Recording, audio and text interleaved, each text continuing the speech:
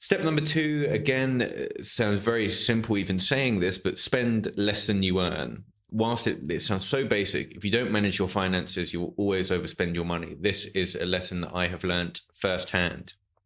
So what I do now, I have a guilt-free spending budget. I will take like 20%, 30% of my income. I'll spend it on whatever I want. I'll waste it on things. Look, like you want to enjoy your life, right? We're not talking about just but being so strict that you don't get to enjoy yourself. Like when you're further down the financial ladder, that may be the case, and I would become a lot more strict. But as you start to develop your income, I set myself a guilt-free spending budget, which I'll blow on whatever I want, basically.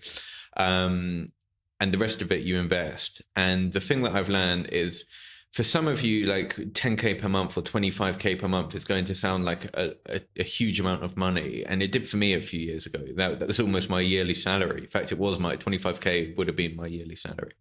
But if you don't control your finances, if I have 25K come in on 1 month, I can spend 25K. And I did last year in Portugal. I spent well over 25 grand in a month, and it's a waste of money.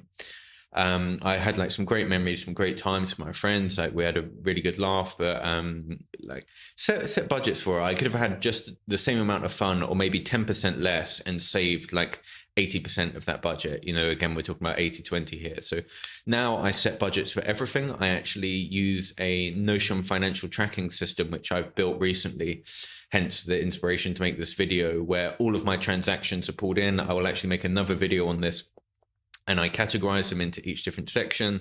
It goes over my income in each business, my investments, everything. It's all managed there. But there's loads of, if you don't want to build up something yourself, there's a ton of different personal finance applications where you can import your transactions to, categorize them, and then you'll actually see where your money is going. And then from there, that is then when I come in and assign a budget on things. Like when I realized I'm spending like $2,000 per month on eating out, bearing in mind, I own a healthy food delivery service that delivers food to me every day. So I shouldn't need anywhere near that type of budget to eat out. Now, like I didn't even get much enjoyment from it. Like the service in Georgia takes away from the actual experience of enjoying a restaurant, in my opinion. You end up leaving more annoyed than when you went in. Anyway, like, so now I'm like really tightly allocating my budgets, and I strongly suggest that you do too. You should have budgets for everything. If you don't, you will just find out you will spend the money. Like you feel that you've worked very hard this month, you can get this reward, you can get this here and there. And unless you're earning or worth hundreds of millions, at that point, okay, you're going to struggle to get through it. But in like for the levels that we're talking about, you need to have budgets and you need to control your finances. So have a guilt-free spending budget and invest the rest. Here are 2 ways that you do this. You either earn more money or you spend less money. They're like the 2 ways to spend less than you earn, right? And ideally, you want a mixture of both.